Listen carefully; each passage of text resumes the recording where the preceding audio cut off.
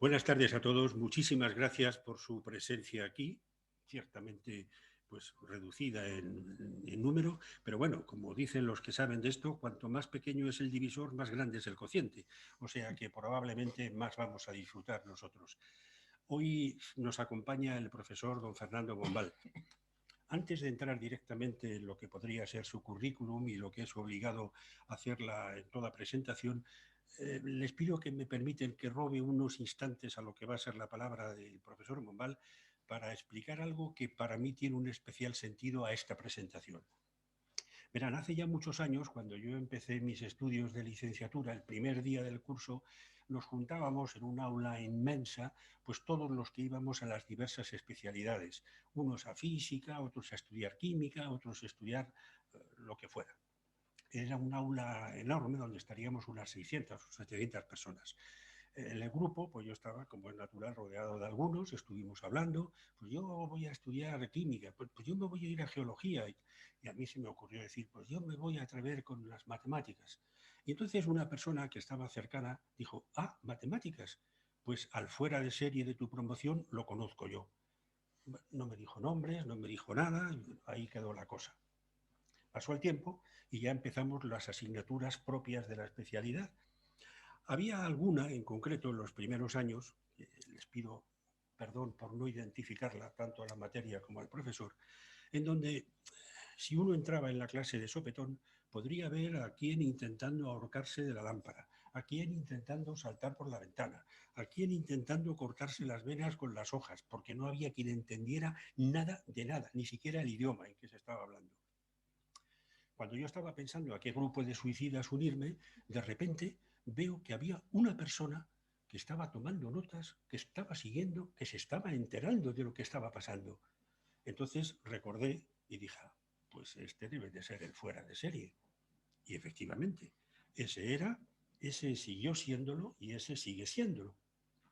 Pero ese que estaba y está fuera de una serie normal, hoy está dentro de esta sociedad. Y es para mí una gran satisfacción poder referirme al profesor don Fernando Bombal. Hemos sido compañeros de promoción, por tanto lo que yo voy a leer ahora como un pequeñísimo resumen de su currículum, yo les aseguro que no es algo que está así porque está en los manuales, es algo que yo personalmente he seguido día a día comprobando que es rigurosamente cierto letra a letra. El profesor Bombal ha nacido en la Comunidad de Madrid, se licenció en Ciencias Matemáticas con premio extraordinario en 1968, doy fe que muy merecido, obteniendo al año siguiente el correspondiente Premio Nacional Fin de Carrera. También asistí personalmente. En 1972 termina con premio extraordinario el correspondiente doctorado. 2 años después comienza su labor docente en la Facultad de Matemáticas de la Universidad Complutense. En 1981 es nombrado catedrático de análisis matemático en esta institución. Ha publicado más de 120 artículos y trabajos de investigación y dirigido 13 tesis doctorales. Ha sido profesor visitante en universidades de Gran Bretaña, Estados Unidos, Polonia, México y Cuba. Su especialidad es el análisis funcional, aunque la amplitud de sus conocimientos científicos hace imposible un encaje en una especialidad concreta. Yo una vez oí decir que un matemático francés, llamado Henri Poincaré, era el último enciclopedista de la humanidad. Yo creo que no. Yo creo que la lista hay que ampliarla. Y finalmente el profesor Bombal es, por mérito propio, académico de la Real Academia de Ciencias Exactas, Físicas y Naturales desde 2004 y está en posesión de la Gran Cruz de Alfonso X el Sabio.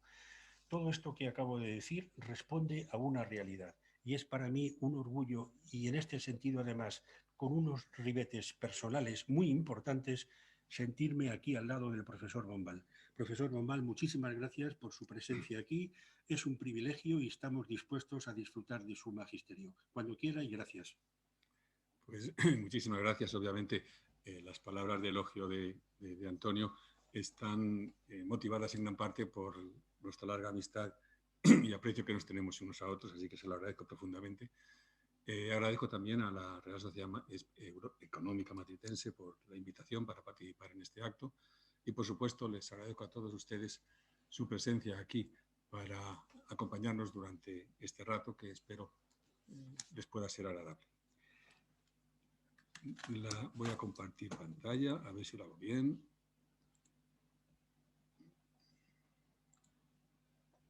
Bien. El título de la charla es ilustrativo, se llama Matemáticas, Lógica perdón, y Ordenadores, la Gran Alianza.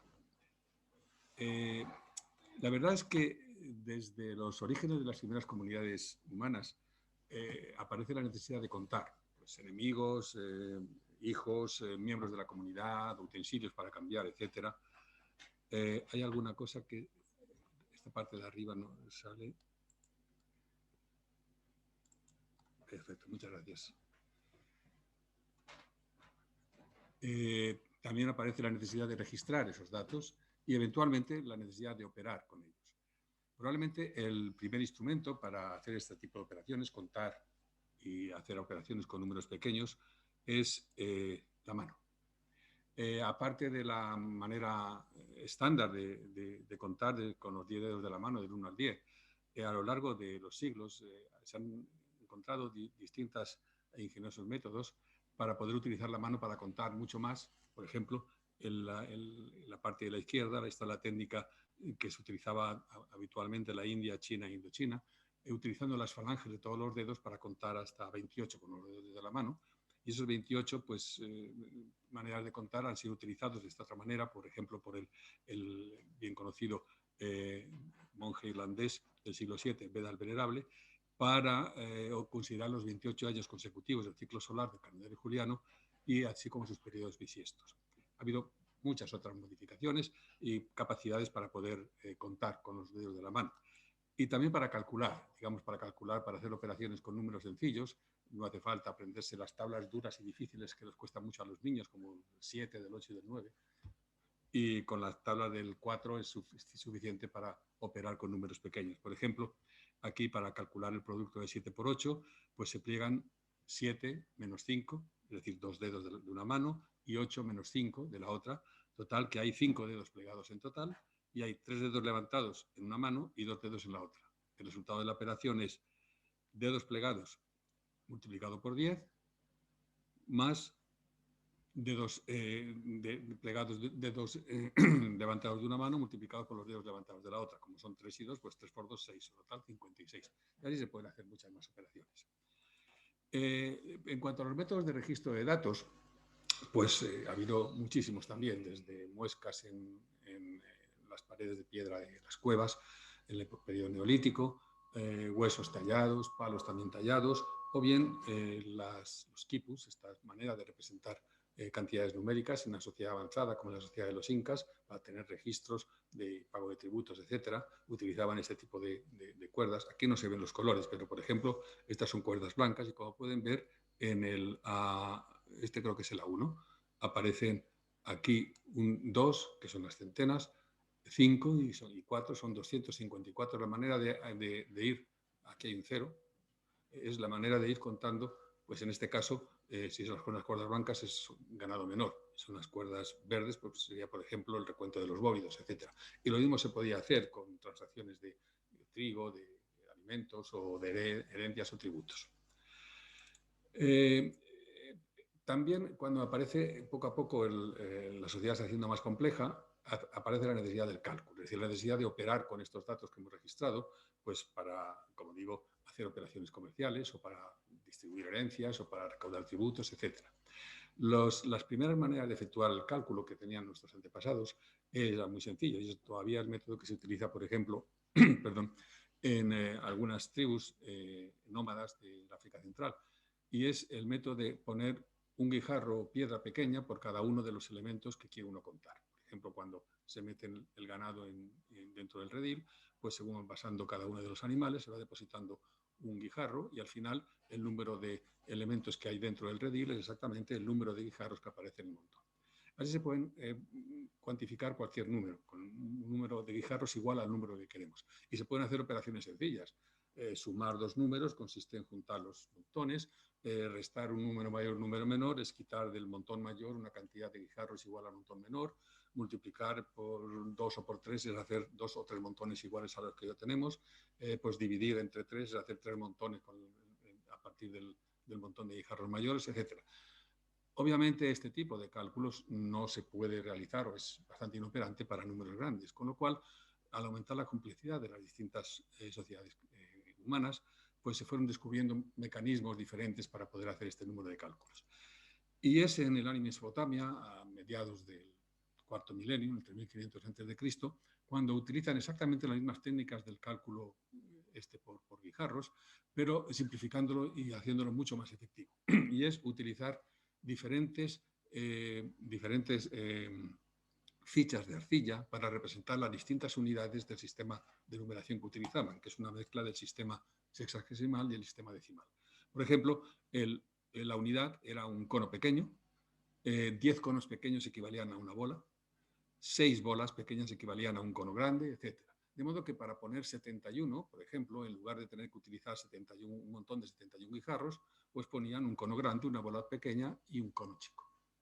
La manera de calcular era exactamente la misma. Se juntaban bolas y cada 6 bolas pues se ponía un cono grande, etcétera, etcétera, etcétera. Pero mucho más rápido porque no había que tener esa enorme cantidad de guijarros. Por cierto, la palabra cálculo proviene del latín calculus, que significa exactamente eso, guijarro. Y tanto los romanos como los griegos, a los niños les enseñaban a calcular y hacer operaciones sencillas utilizando exactamente el método que he dicho, por medio de guijarros. Obviamente, el cálculo, digamos, utilizando guijarros para el mismo cardinal del número que se quiere emplear, es muy antiguo, como he dicho, mucho más antiguo que las civilizaciones romana o griega. Finalmente, a mediados del tercer milenio antes de Cristo, aparece lo que se conoce como la primera máquina de calcular o instrumento de cálculo, que es lo que nosotros llamamos ábaco, que procede del latín abacus, que a su vez proviene del griego abakion, que significa tablilla o mesa o bandeja. Consiste en general en un tablero dividido en columnas que delimitan los órdenes de magnitud del sistema de numeración, en este caso es sexagesimal porque eran los sumerios, y sobre el que van depositándose, lo mismo que hacíamos en los montones antes, pues distintas canicas o piezas de madera o astillas, etcétera, con el cual se pueden hacer el mismo tipo de operaciones con la misma técnica de aglomeración que hacíamos antes, pero ahora ya a través de una sola tablilla, con lo cual aumenta tremendamente la velocidad y se pueden hacer muchos cálculos aritméticos mucho más rápidamente. Este método fue redescubierto por muchísimas civilizaciones, por supuesto, y algunas reemplazaron las columnas del tablero o la mesa por varillas verticales, que son las que habrán visto ustedes en los ábacos elementales que se utilizan en la escuela primaria, y las fichas o canicas por un botón móvil que se podía mover a lo largo de la varilla. Obviamente hay antecesores a ese tipo de ábacos. Este es una reproducción de un ábaco romano que está en el Museo Nacional de París y utiliza exactamente ese método que acabo de decir. Es el antecedente clásico del famoso contador de bolas chino, que es de origen relativamente reciente. Esta es una imagen del tipo de contador de bolas. Las fichas superiores representan 5, con distintas unidades, 5, 50, 500, etcétera, y las inferiores aparecen unidades, decenas, centenas, etcétera. El contador de bolas chino tiene su origen alrededor del siglo XIV antes de nuestra era, pero realmente ahora se sigue utilizando en enormes regiones tanto de Japón, de China y de Rusia. Suapan es el nombre del ábaco chino actual y el nombre japonés es Soroban, que significa tablilla de cálculo. Bien, a lo largo de la evolución de la humanidad, pues la necesidad de cálculos fueron incrementando. Y entonces también se utilizaron distintos aparatos de cálculo para el cálculo, distintos aparatos con escalas que provienen normalmente de otro tipo de actividades, como es la astronomía o como es la navegación.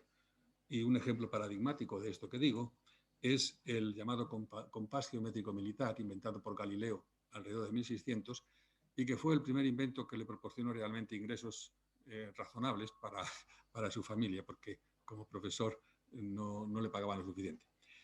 Con este invento que él publicó, pues, hizo muchos ejemplares, los vendió en toda Europa y de hecho se dedicaba a enseñar su manejo a los principales miembros de las distintas familias reales o nobles europeas. Pues con este instrumento se podía, sin saber nada de matemáticas, pues calcular ángulos, calcular interés compuesto, calcular raíces cuadradas y cúbicas y calcular incluso la carga necesaria de un cañón para poder alcanzar un objetivo sabiendo la distancia a la que había que disparar. El descubrimiento de los logaritmos por John Napier en el siglo XVI estimuló la creación de reglas de cálculo, es decir, varias escalas móviles que se podían desplazar a lo largo de un armazón rígido, y esas escalas móviles eran escalas logarítmicas. El mismo Isaac Newton utilizó 3 escalas móviles para resolver ecuaciones cúbicas.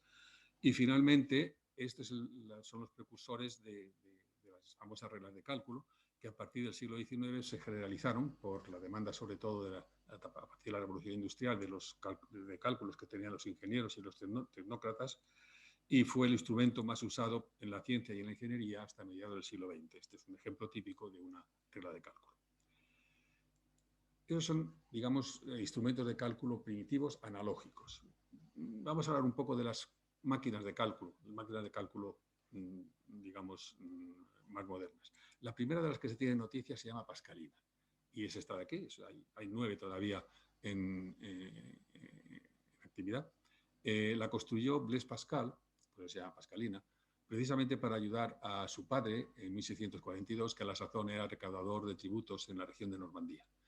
Permitía, por una serie de ruedas dentadas, pues hacer cálculos, las operaciones sencillas, sumas y restas muy fácilmente, multiplicación por adiciones sucesivas y división por sustracciones sucesivas. Construyó 50 de estas máquinas, que, como digo, hay 9 todavía en funcionamiento. En 1666, Sir Samuel Morland inventa una máquina que podía multiplicar directamente, que no tuvo mucho éxito, pero poco después, en 1663, el gran filósofo y matemático Wolfgang Gottfried Leibniz presenta la primera calculadora que permite realizar directamente las operaciones aritméticas básicas. La idea es prácticamente la misma que la de Pascal, pero en lugar de utilizar ruedas dentadas, utilizaba un cilindro con dientes que le hacía mucho más rápido y eficaz el cálculo. Esa idea perduró, y en 1820 Charles Thomas de Colmar produce la primera calculadora de distribución comercial masiva. Vendió más de 1000 ejemplares, sobre todo a casas de seguros. Finalmente, en 1900, en este aspecto quiero decir, el americano Franz Waldring presentó la primera máquina de calcular que podía realizar las 4 operaciones habituales de manera rápida y sencilla, y además imprimirla. Este es el modelo que se tomaron para hacer las calculadoras comerciales de mesa posteriores, que todos hemos visto alguna vez. Pero desde el punto de vista de la tecnología, la demanda de máquinas más eficientes de cálculo, más allá de las 4 operaciones, iba creciendo. Había que resolver problemas complejos de cálculo numérico, como tablas de funciones, solución de ecuaciones de muchas incógnitas, aproximación de soluciones de ecuaciones diferenciales, en fin. Los matemáticos desarrollaron ingeniosos métodos de análisis numérico que permitían disminuir el volumen de cálculos necesarios para resolver esos problemas y también disminuir el número de errores. Pero en cualquier caso, cada vez había una necesidad mayor de máquinas más efectivas de cálculo y más complejas. Y a esta demanda responden los intentos de este señor, Charles Babbage, que diseña las primeras calculadoras para usos matemáticos. La máquina de diferencias en 1822 y la máquina analítica en 1837. En esta última se proponía realmente una unidad aritmético-lógica independiente, una memoria integrada, un control de flujo de datos y el uso de tarjetas perforadas para transmitir la información. La verdad es que Babbage, que era profesor en Cambridge, abandonó su puesto de profesor, invirtió para dedicarse totalmente a la construcción de su máquina analítica, invirtió toda su fortuna y la perdió, se arruinó. Y a pesar de tener financiación por parte del Estado, la falta de resultados hizo que se abandonara el proyecto. Veremos que realmente la necesidad de construir mecanismos, ruedas dentadas, etcétera, de una precisión tan extrema, está muy lejos de la tecnología de la época. De hecho, en 1991, el London Science Museum construyó, a partir de los bocetos de uno de los hijos de Babbage, una máquina analítica que funciona. Pero hasta entonces no se pudo construir la máquina de los diseños de Babbage. Como digo, los diseños de Babbage presentaban una gran complejidad mecánica y las piezas necesarias realmente no se tenían la precisión suficiente para que funcionara. Realmente el continuador de la tarea de Babbage es nuestro gran ingeniero, el español Leonardo Torres Quevedo. Primero escribió, como casi siempre, como se han hecho siempre, escribió una serie de artículos. Justamente en nuestra revista de la Real Academia están algunos de los más importantes, otros en la revista de la Academia de Francia, etcétera, donde establecía los fundamentos técnicos y construyó una serie primero de máquinas analíticas, perdón, de máquinas analógicas. Estas máquinas todavía se manejan. En lugar de trabajar con números, lo que hacían es convertir un problema matemático en un problema físico. De modo que, como sabemos, los problemas físicos están regidos por ecuaciones. Entonces, un problema físico puede ser intentar medir desde ángulos, variación de ángulos de un alambre, diferencia de potencial o voltaje, o diferencia de temperatura o de presión, etcétera. De modo que el modelo físico podía representar un modelo matemático con sus ecuaciones, la evolución, uno metía los parámetros, los valores, se medían los valores de los parámetros físicos que se necesitaban, y al terminar el final del fenómeno físico daba una solución a ese fenómeno físico, que era la solución al problema matemático que lo modelaba. La verdad es que pronto se dio cuenta Torres Quevedo que una solución puramente mecánica era prácticamente imposible. Daban dificultades tremendas. Con lo cual dio un cambio radical y significativo en el estudio sobre la producción de máquinas de cálculo, y es introducir la electricidad, es decir, combinar instrumentos, mecanismos mecánicos, quiero decir, dientes y ruedas y tal, con el uso de electricidad, sobre todo con el uso de electroimanes. Como siempre, primero estableció los resultados teóricos previamente. Una de los artículos más importantes que se reconocen como más importantes del inicio de la informática, también publicado en 1914 en la revista de nuestra academia, y en él establece lo que es las bases de la automática moderna. Habla también del problema de la inteligencia artificial, describe también el cálculo en coma flotante para hacer cálculos de grandes números, etc. Y después, como casi siempre hizo, intenta llevar a la práctica lo que esos resultados teóricos le permitían hacer. Y así, en 1920, presentó en el Museo Nacional de Técnicas de París la primera calculadora electromecánica totalmente automática. Esta es. Se llama aritmómetro y, bueno, tiene este aspecto, como ven, está hecho por piezas. La máquina de escribir está puesta precisamente para meter los datos. Los datos se metían a través de la máquina de escribir, que era una máquina de escribir corriente, como ven ustedes ahí, y después se combinaba toda esta serie de aparatos para poder sacar, poder plantear el problema. La máquina operaba, ya no sé lo que he hecho. La máquina operaba y se me ha ido, pero enseguida volvemos. Y daba después el resultado, que salía también a través de la máquina de escribir. Pero esta necesidad de cálculo fue, evidentemente, aumentando cada vez más en el periodo de entreguerras, con lo cual muchos técnicos se pusieron a estudiar cómo mejorar esas máquinas de cálculo, para lo cual se hizo necesario desarrollar las dos vertientes, lo que ahora llamaríamos el software, es decir, las técnicas de lógica matemática, y el hardware, es decir, las técnicas de electricidad y electrónica. Para conseguir este objetivo, como digo, se tuvieron que hacer muchos trabajos en este sentido, y quisiera citar especialmente el descubrimiento por parte de los inventores británicos Eccles y Jordan en 1918 del primer circuito biestable conocido como flip-flop, que es básico para la introducción de datos y el cálculo en sistema binario, que se utiliza esencialmente en todas las computadoras modernas. Vamos con cuándo aparecen los ordenadores en sentido moderno. Bien, la utilización sistemática de la electricidad en el siglo XX dio origen en los años 30 a la aparición de los primeros ordenadores que podemos llamar modernos.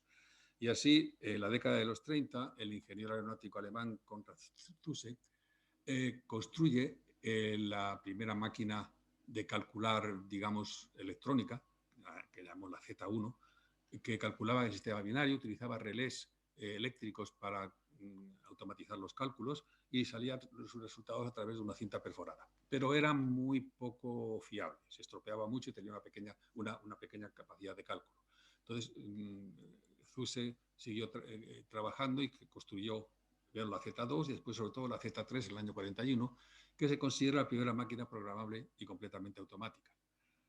Tiene casi todas las características de los computadores modernos. Tenía ya digo que utilizaba una cinta perforada para dar las instrucciones, para sacar los resultados.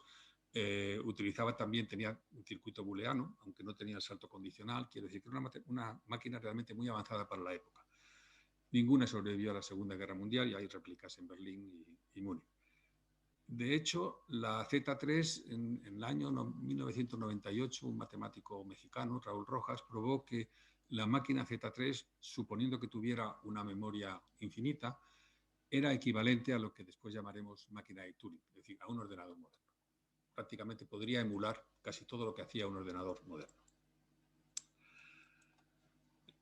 Al otro lado del Atlántico, el ingeniero Jonathan Asoff diseñó en el año 37 una computadora digital electrónica que utilizaba válvulas de vacío en lugar de relés eléctricos. Las válvulas de vacío se calientan mucho y muchas veces fallan, pero vamos, es la técnica que se utilizó sistemáticamente hasta bien avanzado los años 40. Utilizaba cálculo binario e implementaba una unidad que permitía también cálculos lógicos booleanos. Se colaboró con su alumno Clifford Berry y así surge la Atanasoff Berry Company, que se dedica a fabricar máquinas calculadoras. De hecho, en el año 39, esta compañía contaba con un prototipo operativo que podía resolver sistemas de hasta 29 ecuaciones lineales.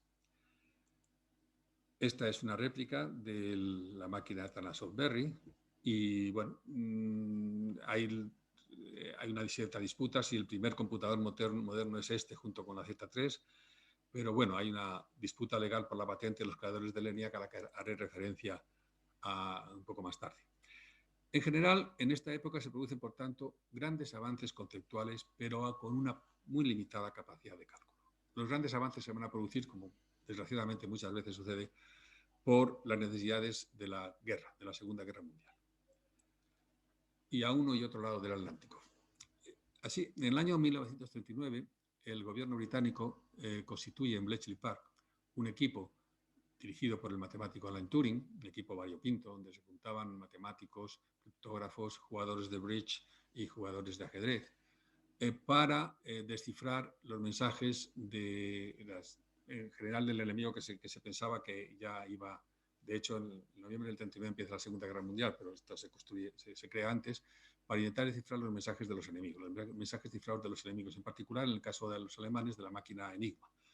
La máquina Enigma era una máquina con 3 rotores que cambiaba su configuración cada día con un sistema cifrado que solo lo conocían los que la iban a utilizar y era muy complicado realmente el descifrar sus mensajes. Hubo un enorme trabajo teórico porque la manera de intentar descifrar los mensajes es construir lo que llamaron bombas, que eran unas máquinas que emulaban el funcionamiento de cada una de ellas de 36 máquinas Enigmas. Las bombas son una evolución de una máquina que había sido diseñada por los servicios secretos polacos, que desde el año 1929 estaban intentando descifrar las primeras versiones de la máquina Enigma. Después de la invasión de Polonia por las tropas de Alemania, el equipo criptográfico polaco huyó a Francia y desde allí a Inglaterra, y sus informaciones fueron valiosísimas para la construcción de este tipo de máquinas. Como digo, estas máquinas bombas intentaban descifrar los mensajes por fuerza bruta, emular muchas máquinas Enigma funcionando y entonces ver si alguna de ellas podía coincidir para poder descifrar, coincidir con el estado inicial de ese día y poder descifrar los mensajes. Para ello hubo que hacer un trabajo teórico muy importante, porque luego hubo que hacer, en lugar de probar todas las posibles configuraciones, eliminar aquellas que iban a ser imposibles, eso exigía un trabajo de lógica matemática muy importante, eliminar otras que a través de la información que se recibía a primeras horas de la mañana, pues sabían que ya no podían tener esas determinadas formas de configuración de la máquina, etc. Ese trabajo teórico fue muy importante. Y después estaba la construcción de esas máquinas, que se llegaron a construir hasta 70 máquinas de este tipo, las máquinas bombas, para emular el funcionamiento de la máquina Enigma, que creo que tengo esta es una fotografía de la máquina Enigma con 3 rotores. En el año 41 los alemanes ya incluyeron un 4º rotor, con lo cual fue prácticamente imposible descifrar sus mensajes. Pero bueno, en el año 41 se descifraron 170 mensajes de los alemanes, y el aumento de las máquinas Enigma, de las máquinas bombas, pues permitió cada vez, este es el modelo con 4 rotores, permitió cada vez descifrar más mensajes.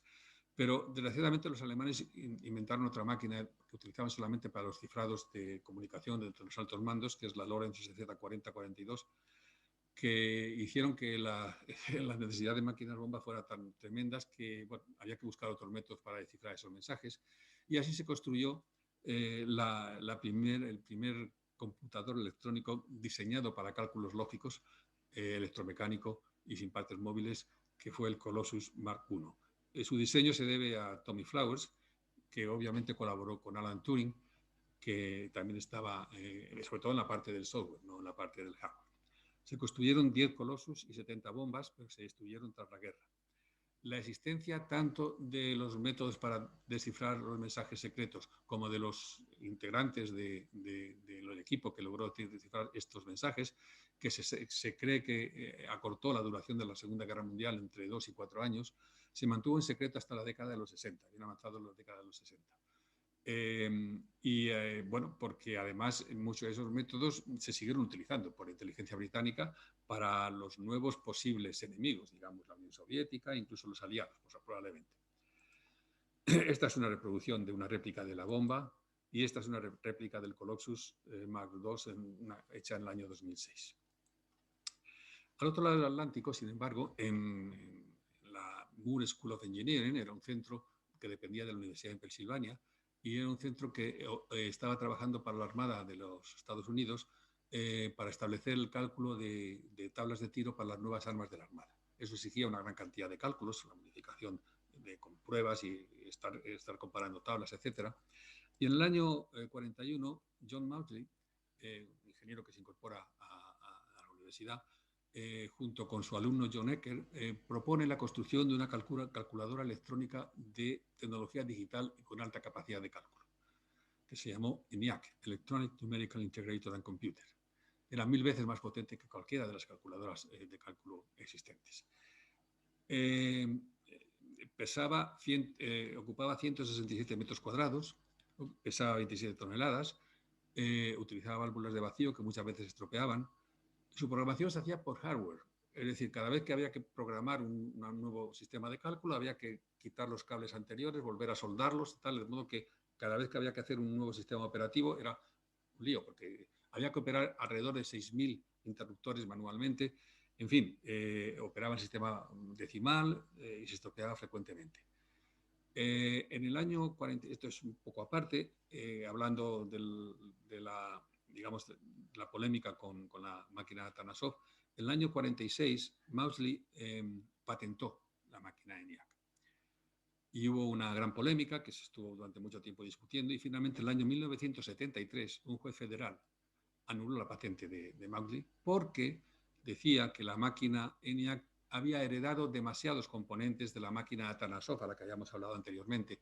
Y efectivamente, en el año 41, Mauchly estuvo reuniéndose con Atanasov varias veces para hablar de computadoras, para conocer su máquina ABC, y nunca le dijo a Atanasov que estaba él mismo construyendo una computadora, según dijo en el juicio, porque estaba bajo las normas de seguridad nacional y no podía hablar.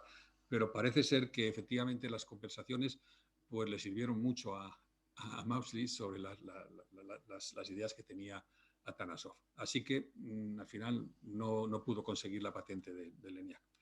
Pero el ENIAC era fantástico en cuanto a capacidad de cálculo. Podía hacer miles de sumas en un segundo, multiplicar 14 o 15, hacer 14 o 15 operaciones con 10 o 20 dígitos también en un segundo. En fin, algo realmente increíble para la época en que estaba. Y en este momento, en el año 44, se une al programa del ENIAC precisamente John von Neumann, uno de los mejores matemáticos es húngaro, pero vivió casi todo el tiempo en Estados Unidos, uno de los mejores matemáticos del siglo XX. A la sazón, von Neumann estaba en la parte teórica del proyecto Manhattan, estaba discutiendo las posibilidades para construir una bomba atómica. Y se había dado cuenta de que, digamos, los problemas que surgían, fundamentalmente difusión de neutrones, ondas de choque, etcétera, estaban regidos por ecuaciones en derivadas parciales no lineales, que para un matemático es algo así como una pesadilla. Quiero decir que no hay métodos analíticos suficientes para poder encontrar soluciones, con lo cual von Neumann decidió discretizarla, utilizar métodos numéricos de discretización y convertirla en ecuaciones discretas con una enorme cantidad de cálculos. Pero para eso necesitaban una gran capacidad de cálculo también, unas máquinas de gran capacidad de cálculo. Y cuando descubrió que existía el ENIAC, pensó que esa era la solución. Y efectivamente se incorporó al equipo en el 44, como digo, y en el equipo se dedicaron a construir una nueva máquina que se llama EDVAC, Electronic Discrete Variable Automatic Computer, que quitara los defectos del ENIAC. Pero al mismo tiempo, von Neumann empezó a interesarse mucho por el sistema informático y en 1945 aparece un artículo famoso. El historiador Goldstein dice que es el artículo más importante jamás publicado hasta esa época sobre el cálculo de las máquinas calculadoras. Se llama un primer borrador sobre un informe sobre el BAC, y en él está firmado por von Neumann, y en él von Neumann, después de mucha discusión, empieza a surgir la idea de programa grabado, de que la máquina tuviera un programa grabado, y empieza a aparecer, a diseñar exactamente lo que debiera ser un computador realmente operativo. Von Neumann dice que tiene que tener un programa grabado, una unidad aritmético-lógica, unidad de control y memoria. Eso es lo que se llama la arquitectura de von Neumann, en la que están basados todos los computadores modernos.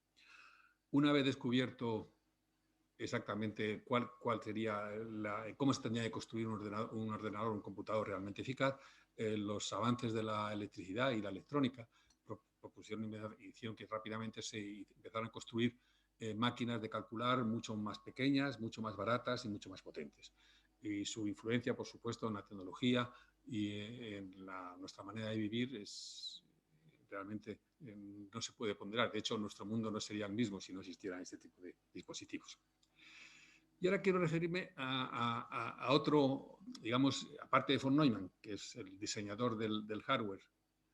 Von Neumann conoció a este británico, Alan Turing, pero es, digamos, la otra silla, la otra pata de la creación de los ordenadores modernos. Von Neumann conoció a Turing cuando estaba en Princeton en el curso 36-37, y el diseño de la arquitectura de von Neumann está basado precisamente en un artilugio teórico inventado por este matemático, que como digo era el director del equipo de Bletchley Park, ¿no? ¿Se acuerdan?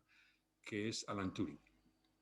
El problema, digamos, tiene su origen en un abstruso problema matemático que fue formulado por otro matemático alemán muy famoso, David Hilbert, en una reunión de la Internacional de Matemáticos en Bolonia en 1928.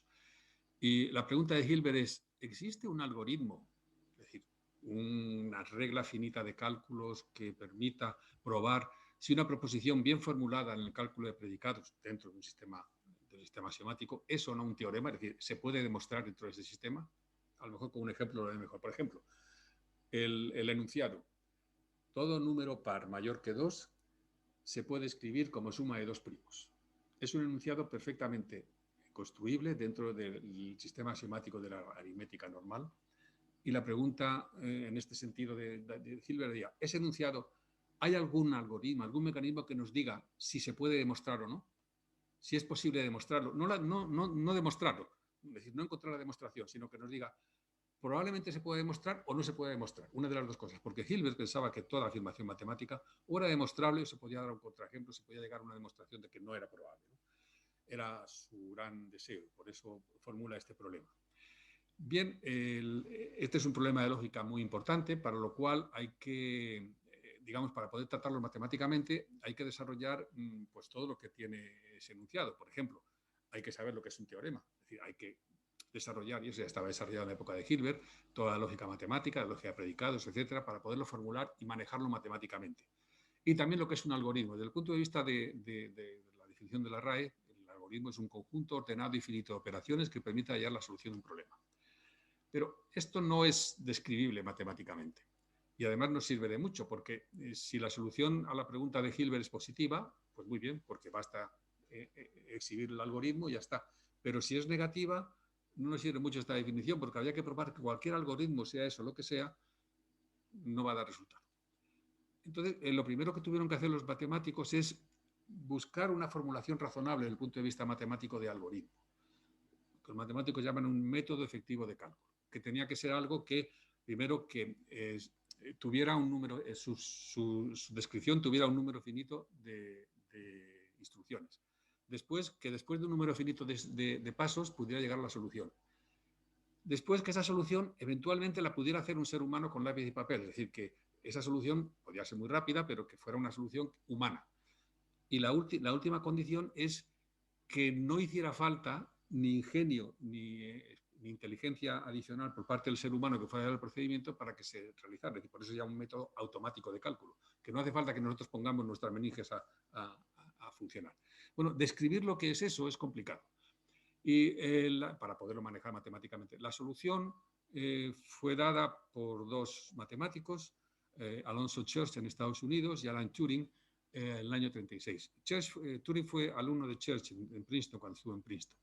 Church es un lógico y su solución fue, para decidir lo que es un algoritmo, es lo que se llama la tesis de Church. Y la solución de Turing para definir un algoritmo es lo que se llama la tesis de Turing. Son tesis porque no se pueden probar, es decir, no hay nada probable, pero hay suficientes indicios para que todos los matemáticos actuales estén de acuerdo con que las dos tesis, que ahora se llama tesis de Church-Turing, porque son equivalentes, son los razonables. Es decir, lo que para Church es un algoritmo, le utilizó lo que se llama cálculo lambda, que es un proceso de cálculo formal que tuvo mucha importancia porque muchos de los programas, de los lenguajes formales de programación, como el Lisp o el Haskell, están basados en el cálculo lambda. Y para Church, digamos, un algoritmo es lo que él llama una función phi definible, una función calculable. Para Turing es más sencillo. Para Turing, que es realmente el argumento, es lo que ahora puede decirse lo que se llama un algoritmo desde el punto de vista matemático, pues en pocas palabras para nosotros sería muy sencillo. Es cualquier método que se puede programar por cualquier de los programas existentes en un computador moderno. Eso es un algoritmo desde el punto de vista matemático. Hay una dificultad. En el año 1936 no había computadores modernos ni había programas digamos, lenguajes de programación. Lo que hizo Turing es precisamente una descripción precisa de un instrumento que permitiera hacer esos cálculos. Es lo que se llama una máquina de Turing. Es una descripción absolutamente precisa y que, por tanto, puede manejarse matemáticamente para decir, existe una máquina que tiene estas propiedades y, además, hay tantas máquinas.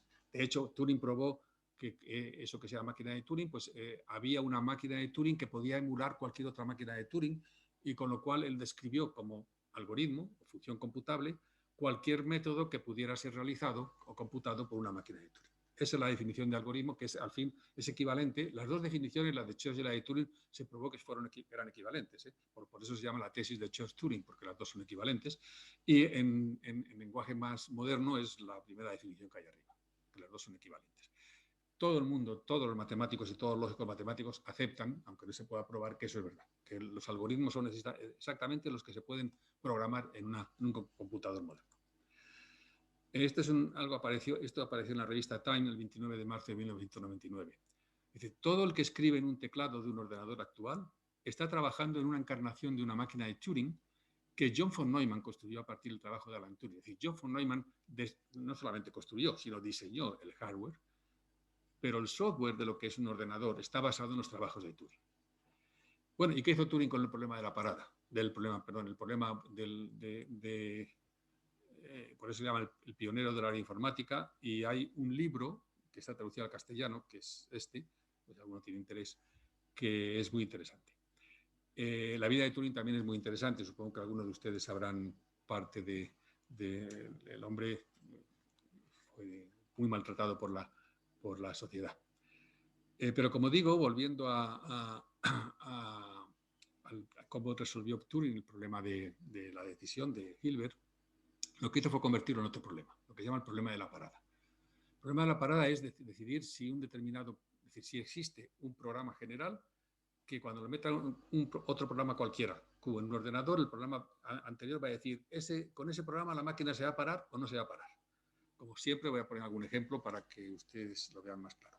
Por ejemplo, si decimos en una máquina, encontrar un número impar que sea suma de dos pares. La máquina va a empezar a probar todos los pares posibles y no se va a parar. La máquina no se va a parar. Nosotros, como seres humanos, sabemos que es imposible y que no se va a parar porque toda la suma de dos pares es par. Pero la máquina no se va a parar y sabemos que ese programa no se va a parar. Lo podemos decir nosotros. Por ejemplo, si decimos encontrar un número natural que no sea suma de 4 cuadrados. La máquina no lo sabe, pero nosotros sabemos que no se va a parar porque es un teorema de Liouville de 1750. Pero es un teorema difícil, que el hombre puede hacer con su inteligencia, puede decidir si un determinado problema se va a parar si lo sabe. Pero, por ejemplo, si ponemos el mismo ejemplo que dije al principio, encontrar un número par mayor que 2 que no se pueda escribir como suma de dos primos, no sabemos si la máquina se va a parar o no, porque eso es algo que no se sabe demostrar, si es cierto o si es falso. Se llama conjetura de Goldbach y, por tanto, no sabemos a priori si la máquina se va a parar o no. ¿Está entendido lo que significa el problema de la parada? Bueno, pues lo que probó entonces Turing, aquí pongo estos ejemplos, lo que probó Turing es que el problema de la parada es indecidible. Es decir, que no se puede encontrar ningún algoritmo, en el sentido matemático que hemos citado, que permita saber si cualquier otro programa se va a parar o no se va a parar. Con lo cual, digamos que es un añadido más a los teoremas de incompletitud de Gödel y una serie de resultados que hacen pensar que la matemática no es el reino tan exacto como mucha gente piensa. Y la segunda cosa que hizo Turing es probar que el problema de la decisión es equivalente al problema de la parada. Consecuencia, la pregunta de Hilbert tiene respuesta negativa, porque no existe ningún algoritmo que permita saber a priori si un enunciado bien formulado de matemáticas se va a poder demostrar o no. ¿De acuerdo? Eso fue un artículo del 36 muy famoso y muy importante. El problema de la parada ha tenido muchísimas aplicaciones, porque, digamos, el artículo de Turing, porque, por ejemplo, hay otros problemas, como el 10º problema de Hilbert, que dice encontrar un algoritmo que permita decidir si un polinomio de una o varias variables con coeficientes enteros tiene una raíz entera, tiene una solución entera. Nos dan un polinomio y tenemos que saber a priori, ¿este va a tener una solución entera o no? No lo sabemos. Bueno, ese es el problema de Hilbert, a ver si había un procedimiento que permitiera poder saber a priori eso. Bien, estos señores, Martin Davis, Hilary Putnam y Julia Robinson, en el año 60, describieron un método para poder describir un programa dado, una ecuación, describirlo por una ecuación con un polinomio y una exponencial. De modo que la ecuación tiene solución entera si solamente si el programa se para. Bueno, esto es un avance, pero Yuri Matiasevich, en 1970, elimina la función exponencial. Con lo cual resulta que, según estos resultados, cualquier programa dado se puede emular por una ecuación que es un polinomio con coeficientes enteros, de modo que saber si el programa se para es equivalente a saber si el polinomio tiene solución entera. Es decir, el problema de la parada y el 10º problema de Hilbert son equivalentes, con lo cual la solución también es negativa para el 10º problema de Hilbert. Ven ustedes la enorme complejidad, cómo se van encajando unos problemas en otros para poder llegar a la solución. Y quisiera citar también, simplemente, sobre todo porque uno de los autores es uno de mis alumnos que acaba de ganar la medalla Ramón y Cajal en la academia. Este es un problema de mecánica cuántica. No voy a meter en la descripción. Es saber si un determinado sistema cuántico, una cosa rara por ahí, tiene una determinada propiedad, que se llama tener gap o ser gapless, o no tener gap. Eso es muy importante desde el punto de vista cuántico, porque para muchos sistemas cuánticos hay un trabajo ímprobo previamente para probar si aquellos tienen o no tienen esa propiedad. Bueno, pues lo que hicieron Toby Cubitt, David Pérez García y Michael Wolff es demostrar a lo largo de 200 y pico páginas que este problema es equivalente al problema de la parada. Un avance de su trabajo apareció en Nature en el 2015 y en el 2018 fue un artículo en la Scientific American y fue portada del Scientific American justamente el artículo relacionado con esta propiedad de los sistemas cuánticos. Bien, hemos dado una visión sobre la formación de los ordenadores y demás, pero ahora voy a meterme en otra cosa. La ventaja de disponer ordenadores, es decir, máquinas con una elevada potencia de cálculo, una gran velocidad, desde luego ha tenido un gran impacto en la investigación, sobre todo aplicada en la tecnología y en la simulación y el análisis numérico, las soluciones de ecuaciones funcionales, aplicaciones a la técnica, ingeniería, etc. Pero también ha tenido una gran aplicación y una gran influencia en los campos más puros de la matemática. Y para terminar la charla voy a dar un par de ejemplos de cómo el uso de los ordenadores ha modificado también importantes y ha resuelto problemas importantes de la matemática pura. Muchos de esos problemas son aparentemente, digamos, como una especie de pasatiempo, pero las técnicas empleadas para ver esos pasatiempos han sido muy eficaces en otros campos de la matemática, como tendré ocasión de citar. El primero que voy a citar es el teorema de los 4 colores. Este fue enunciado por un abogado y matemático aficionado británico en 1852 y dice lo siguiente: bastan 4 colores para colorear cualquier mapa plano de regiones conexas, de modo que no haya regiones adyacentes con el mismo color. Bueno, Francis Crick no lo pudo resolver y su hermano era alumno de la University College en Londres y se lo preguntó a su profesor, que era el famoso Agustín de Morgan, que era el catedrático de lógica en esa institución.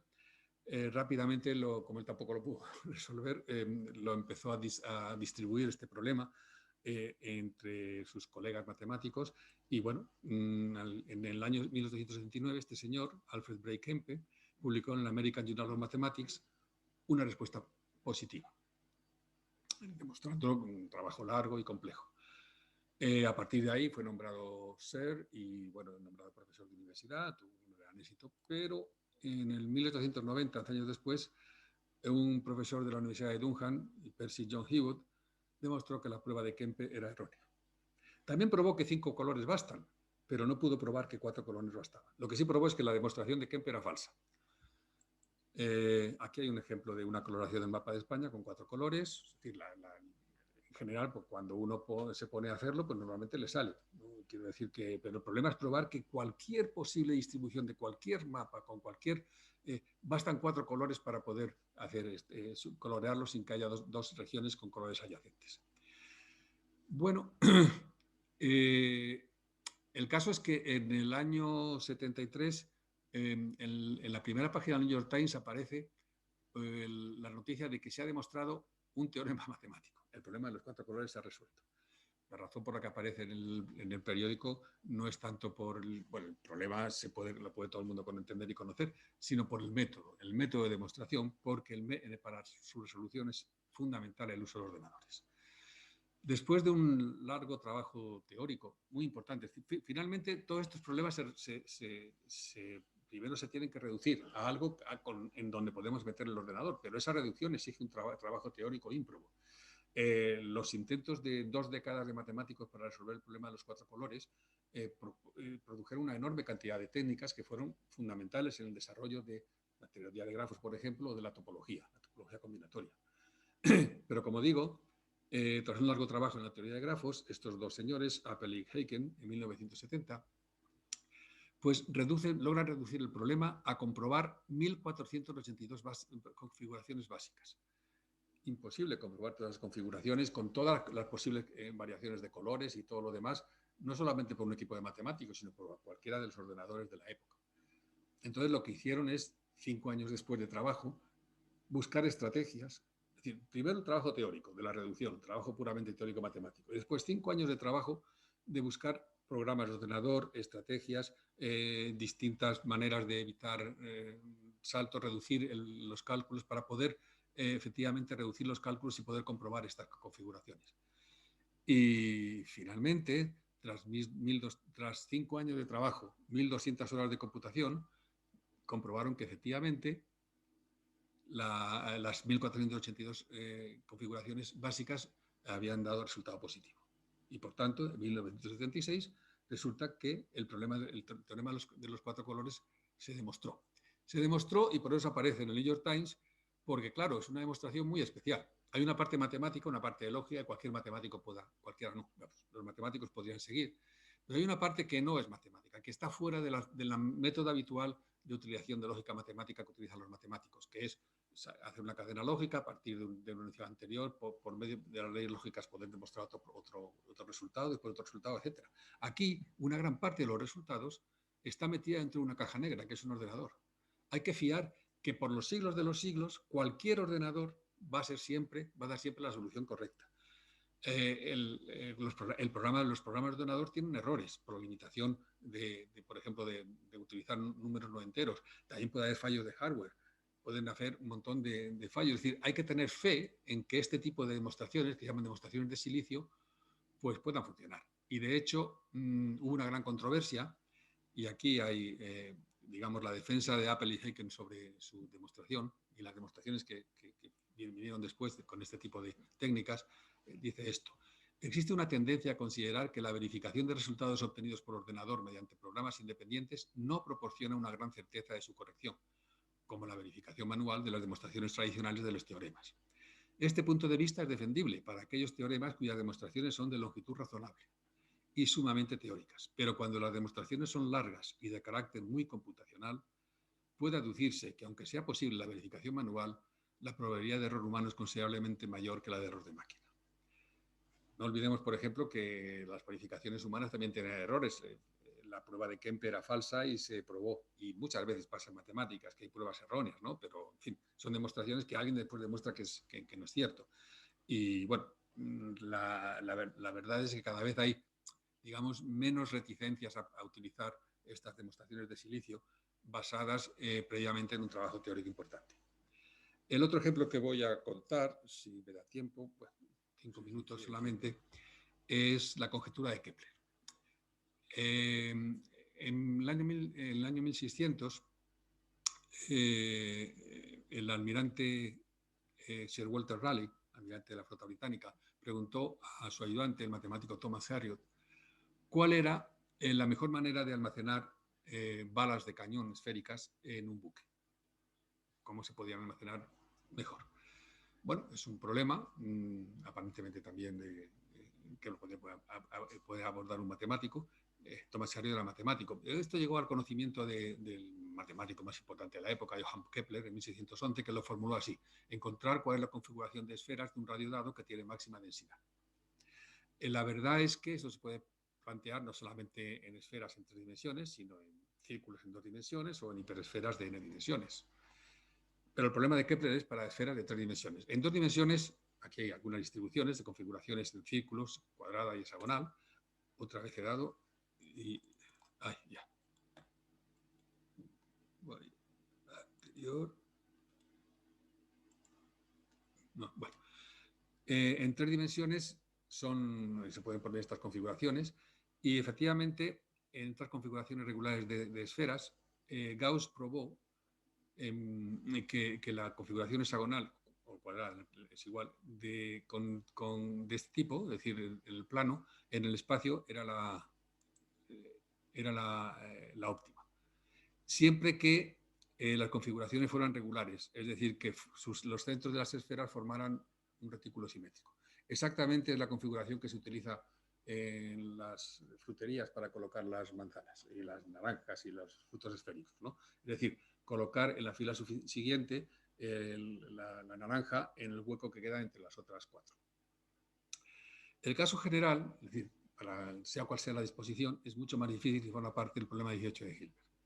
Ha habido muchas soluciones no aceptadas. Aparentemente, y por cierto, el caso n-dimensional tiene una gran importancia en muchos casos. Por ejemplo, para el cálculo de problemas de transmisión de errores, es muy importante encontrar distribuciones de esferas con la más alta densidad, porque esos optimizan el número de mensajes que se puede mandar y minimizan el número de errores. El resultado para n igual a 8 se probó en 2016. Y poco después, utilizando ese resultado, se probó el resultado para n igual a 24. Que yo sepa, en las dimensiones 8 y 24 son las únicas, junto con la de 3 y la de 2, que se han encontrado soluciones a este problema. Además, en el caso de n24, por ejemplo, en el retículo simétrico de la distribución de esferas de alta densidad, el matemático Conway descubrió 3 de los grupos esporádicos que se llaman, que fueron fundamentales en lo que se llama la clasificación de los grupos finitos simples, un problema matemático importante que se terminó de solucionar en 1985, después de unos 500 artículos y 15.000 páginas escritas con unos 150 autores. Bien, pero volvamos al problema de Kepler. El caso es que hubo un matemático que también intentó probar que lo había resuelto, no lo he citado, un matemático de origen chino en la Universidad de Berkeley, pero como casi siempre, bueno, él dijo que lo había demostrado y lo publicó de hecho en una revista importante, la de American Journal of Mathematics, pero incluso prácticamente se descubrió que había unas cuantas erratas. Hizo una nueva demostración intentando quitar esas erratas, pero incluso uno de sus discípulos probó que algunos de los lemas fundamentales que utilizaba le dio un contraejemplo, de modo que su demostración no fue aceptada. Finalmente, en 1998, Thomas Hales, por el mismo argumento que el método de los 4 colores, pues hace una reducción, hace un trabajo ímprobo desde el punto de vista matemático, de casi 200 páginas, para reducir el problema a minimizar una ecuación de 1.500 variables sobre 5.000 posibles configuraciones. Obviamente eso era un problema tremendo. Hay 250 páginas de matemáticas, de las cuales 200 son fundamentalmente razonamiento matemático y el resto son de programas de ordenador que ocupan hasta 3 gigabytes. El artículo fue sometido a una revista muy importante en matemáticas, Annals of Mathematics, probablemente la más famosa junto con la sueca, con otra revista de matemáticas que son las más importantes del mundo, que nombró un panel de 12 revisores. Tras 4 años de trabajo, en 2003, los revisores declararon que ya no podían más, que estaban casi seguros al 99% de que el resultado matemático era correcto, pero no se metían con los cálculos del ordenador. Y finalmente, en 2005 se publicó la parte humana, no la parte de ordenador.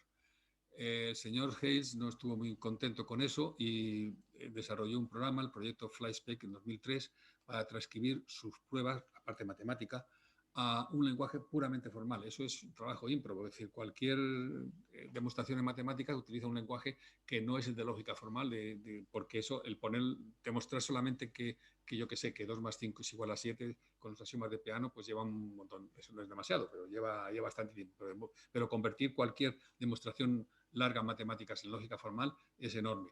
Finalmente, el 9 de agosto del 2014, Hayes dijo que había terminado el programa y que efectivamente existen analizadores, es decir, programas que analizan los enunciados de lógica formal y ver si son correctos o no, porque es puramente ver si una formulación es como si es un 1 o un 0, quiere decir que eso, y hay muchos programas de ese tipo, uno que se llama Isabel, por ejemplo, pues lo aplicaron a este proyecto y lograron probar que efectivamente él dijo que su demostración era correcta.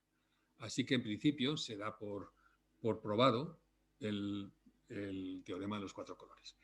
Y bueno, digamos que tenía por ahí hablado de la conjetura de Goldbach, David de Goldbach, pero no quiero molestarles más, solamente quiero decir que ese tipo del desarrollo de los ordenadores han influido y sigue influyendo muchísimo en las matemáticas. La referencia de arriba es el fichero donde pueden encontrar la versión escrita de la charla que les he dado y solo me queda decirles que muchas gracias por la atención que me han prestado.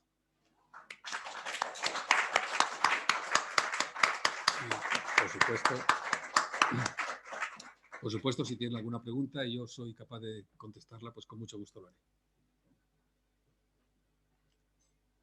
¿No hay ninguna pregunta? Supongo que les he dejado. Yo, fíjate, según estaba escuchando la charla del profesor Bombal, me estaba recordando algo que he leído hace poco en un libro de cálculo de probabilidades que relaciona el tema con relación al problema de las 3 puertas que se presenta en televisión, cuando eso se ha presentado mucho, hay 3 puertas, detrás de ellas hay un premio, un coche, el presentador que sabe dónde está dónde está el coche, al concursante le dice elija una puerta. El concursante elige, si el presentador ve que ha elegido la correcta, le abre otra de las y ve que está vacía. Entonces le da la oportunidad de cambiar. Si ha elegido el concursante una falsa, le abre la otra falsa. De manera que siempre le pone al concursante en la tesitura de tener que elegir. ¿Me mantengo en lo que he pedido o cambio? Este es un asunto que sorprendentemente provocó una discusión tremenda durante muchísimo tiempo entre personas cultas. Esto estoy hablando de lo que yo he leído en un libro de probabilidades. Al final se ha demostrado rigurosamente que es mejor que el concursante cambie.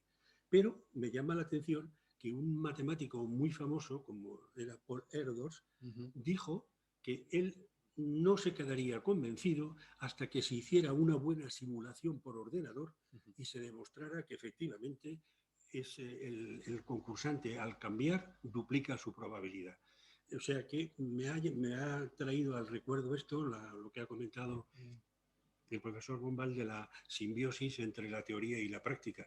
Y desde luego yo creo que es verdad que no hay nada más práctico que una buena teoría. Sí, es cierto.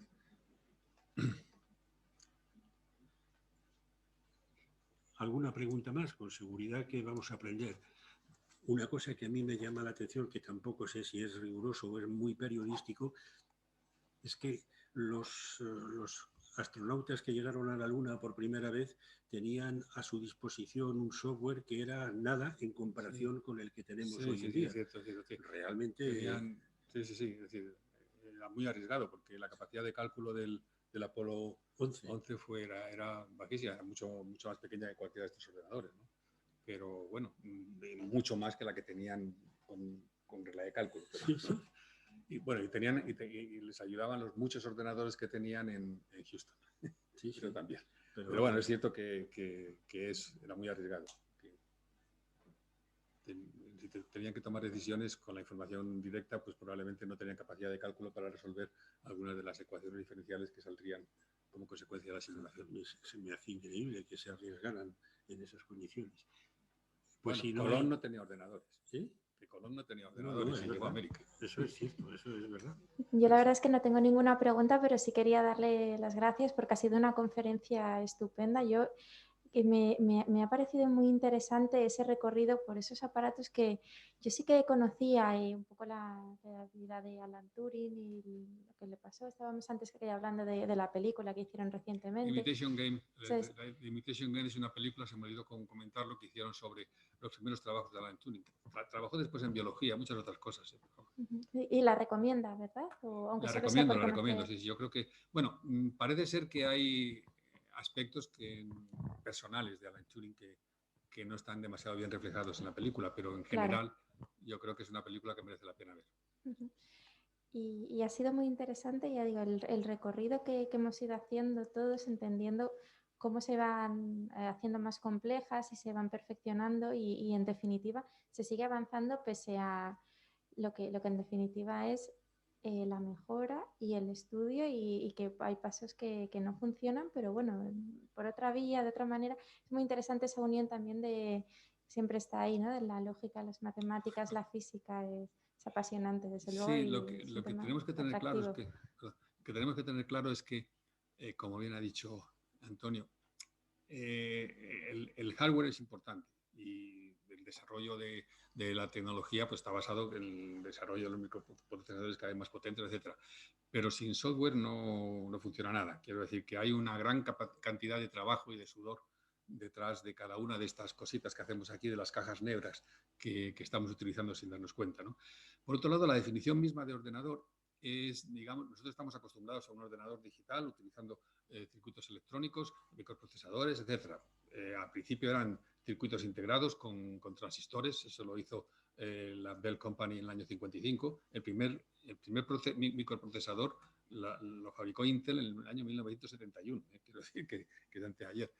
Pero podría haber ordenadores, y de hecho se están investigando en esa dirección, que no fueran electrónicos, ni físicos, ni nada. Un ordenador simplemente es un dispositivo que puede, con una máquina analítica, en el sentido de responder a las necesidades que hemos visto a lo largo de la charla, pero que puede manejar cualquier tipo de información descrita en códigos numéricos. Esa es la definición que da IFRA en un libro gordísimo que está en la bibliografía del trabajo escrito, que se llama Historia de las cifras, es muy interesante.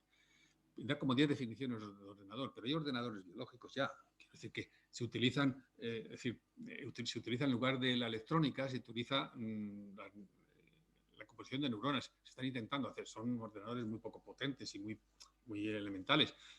No sé si alguna vez habrá la conexión cerebro-máquina, que es una de las grandes perspectivas de la prospectiva, es decir, del futuro, ¿no?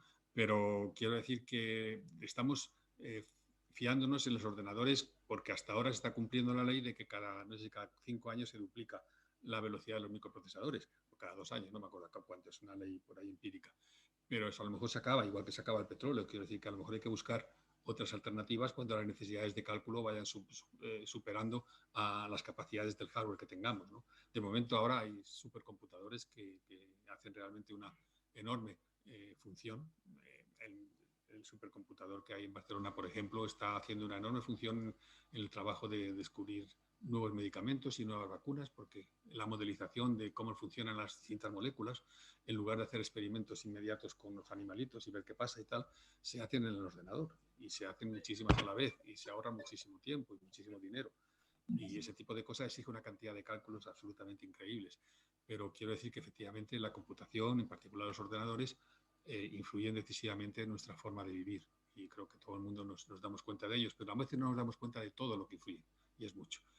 Y lo dice un matemático que no es en absoluto, digamos, relacionado con la informática. Mis trabajos de investigación son matemática pura, y no matemática pura en el sentido más abstracto, ¿no? Una matemática muy abstracta.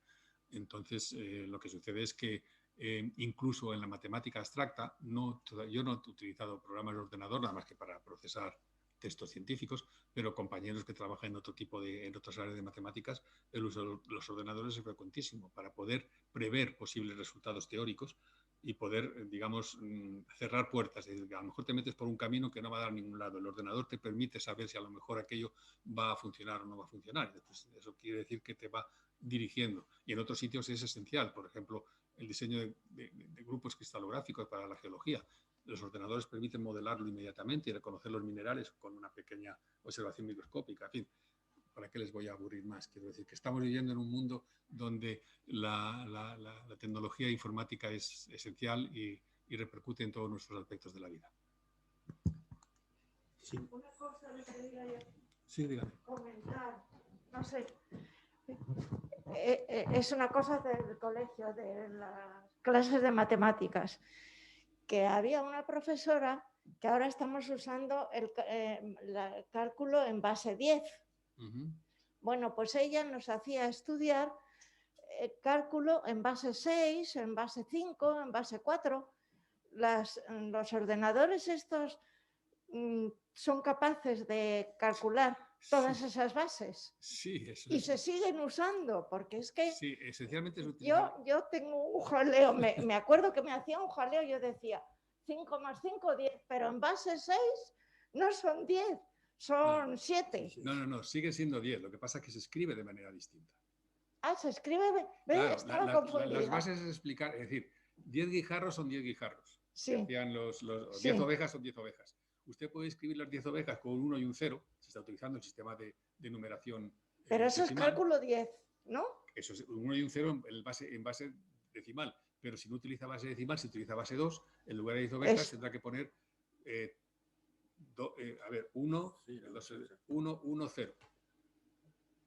Hay que poner un 0, algo. No, 0 no. Es que las bases son distintas maneras de escribir los mismos números, las mismas cantidades numéricas, de forma diferente. Por ejemplo, en base 10 nosotros tenemos que aplicar, que conocer 10 tablas de multiplicar o 9 tablas de multiplicar para después hacer operaciones con esas, ¿no? En base 2 solo hay que conocer una tabla de multiplicar. Y los ordenadores, por ejemplo, utilizan fundamentalmente el sistema binario, que es base 2. Y cualquier número lo ponen en base 2 y entonces es muy fácil saber, el sumar en base 2 es 1 más 1, 0 y se corre y se lleva 1. Y con lo cual es más fácil desde el punto de vista de emular los cálculos por medio de un circuito electrónico. Pero también hay muchos ordenadores que utilizan en el lenguaje intermedio base 8. Entonces, pero lo que plantean en primaria, lo que le intentaban explicar precisamente es eso, es que la descripción de una cantidad numérica se puede expresar de distintas maneras y a lo largo de la historia nosotros estamos acostumbrados a escribir en base 10, pero por ejemplo los sumerios a los que he hecho referencia escribían en base sexagesimal o una mezcla entre la 10 y la sexagesimal, con lo cual ellos no escribían lo mismo que nosotros para representar la misma cantidad numérica, tenían otra manera de expresarlo. Los mayas utilizaban un sistema mezclado entre base 5, base 10 y base 25, con lo cual la manera de expresar la misma cantidad era diferente también. Por eso digo que no es que sean distintos los números, la cantidad es la misma. La manera, es como si hablara usted en distintos idiomas. El decir adiós en español es adiós y el inglés es goodbye, pero significa lo mismo. Y arrivederci en italiano, y etcétera, etcétera. Pues el utilizar las bases es describir la misma cantidad numérica con otro lenguaje. Solamente eso. Y siento que se haya usted molestado en primaria con... Al ver la palabra cálculo me he acordado de aquello, digo, madre mía, yo estoy hecha un lío. No, ¿en serio? Porque, sí, yo creo que no tiene mucho sentido el insistir. Y además eso, he pensado qué poco práctico era aquel sistema. Pues no. Para mí, vamos. Ya, claro. A lo mejor es practiquísimo, pero para mí... Todos estos bichos utilizan base 2 con mucha frecuencia. Vamos.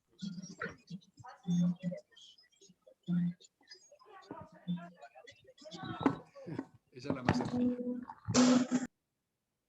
A mí me gustaría, quizás no viene a cuento, bien. A cuento, pero no sé, es una curiosidad también.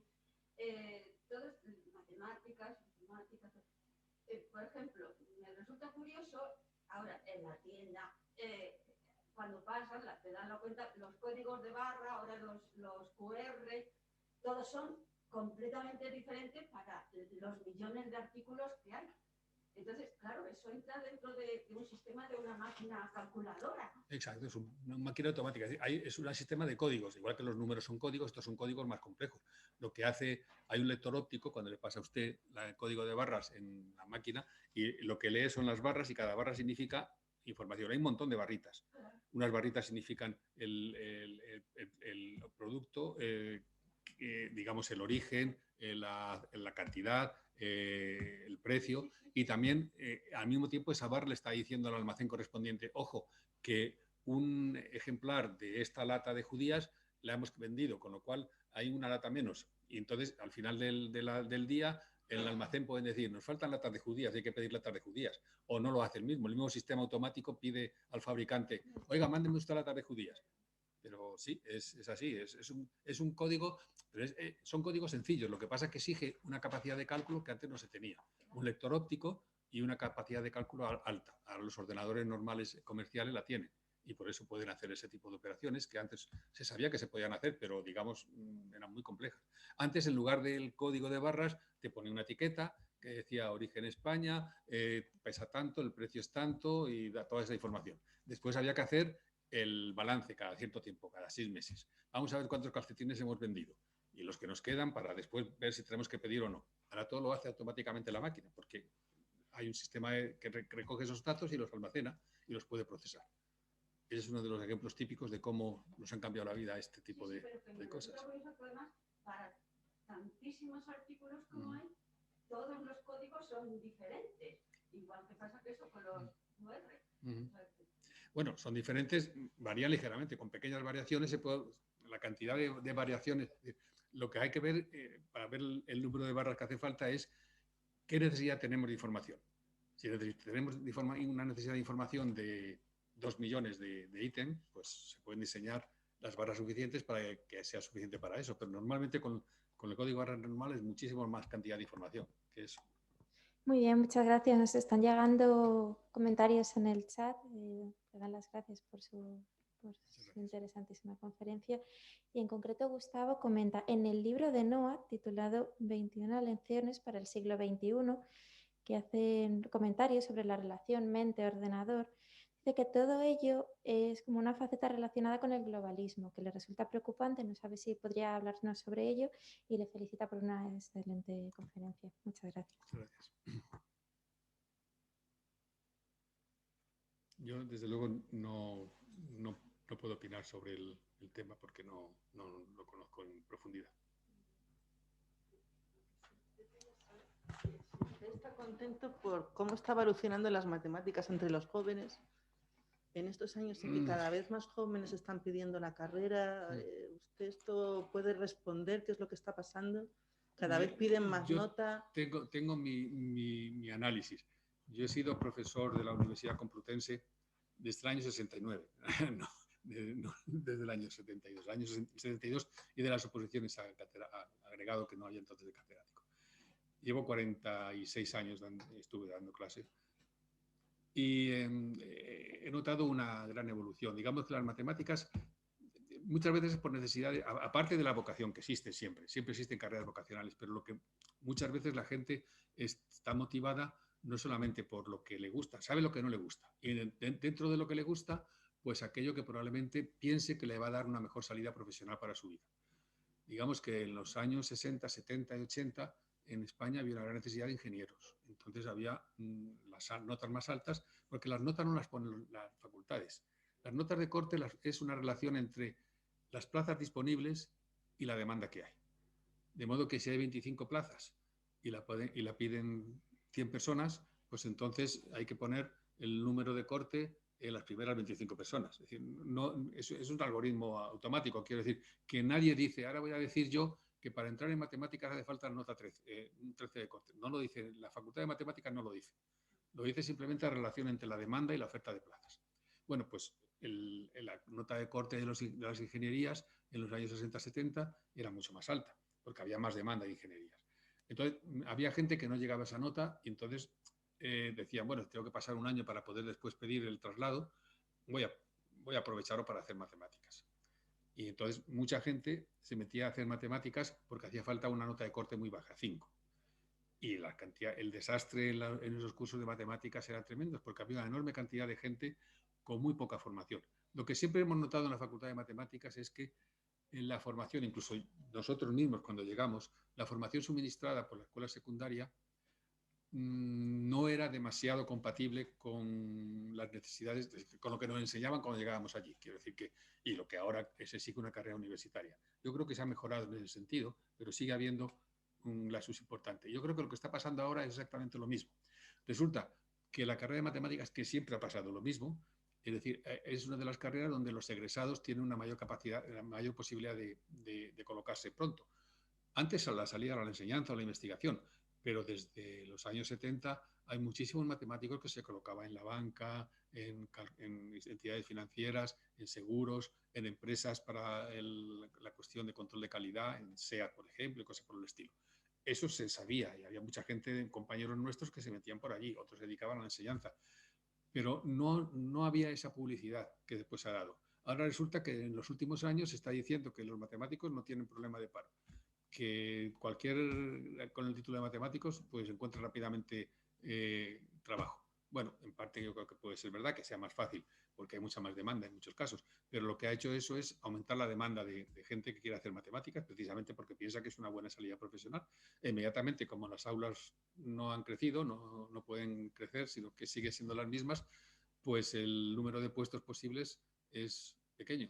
Por ejemplo, la nota de corte más alta en toda España es el doble grado de matemáticas y físicas. Yo he dado clase en ese curso y, claro, los alumnos, como hay 25 plazas solamente, la nota de corte que se pide son 13,8, muy cerca de 14. Con lo cual, los alumnos que llegan son magníficos. Entonces, aunque el programa, desde mi punto de vista, está muy mal hecho, ¿no? Y se habrá modificado porque no está bien coordinado las matemáticas con las físicas correspondientes, son gente tan buena que todas las posibles dificultades ellos mismos las pueden sobrellevar, ¿no? Entonces, lo que está pasando es eso. Es decir, está llegando ahora a la Facultad de Matemáticas una cantidad de alumnos, casi todos ellos con nota media por lo menos superior a 9. Yo recibo las notas, la información todavía de los matriculados, que hace que efectivamente sea una delicia. Es decir, que los alumnos son muy buenos.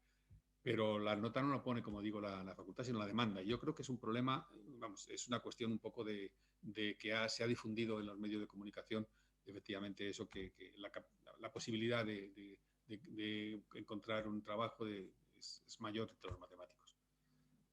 Y por eso pienso que efectivamente la gente que está llegando a la facultad está mejor preparada que antes.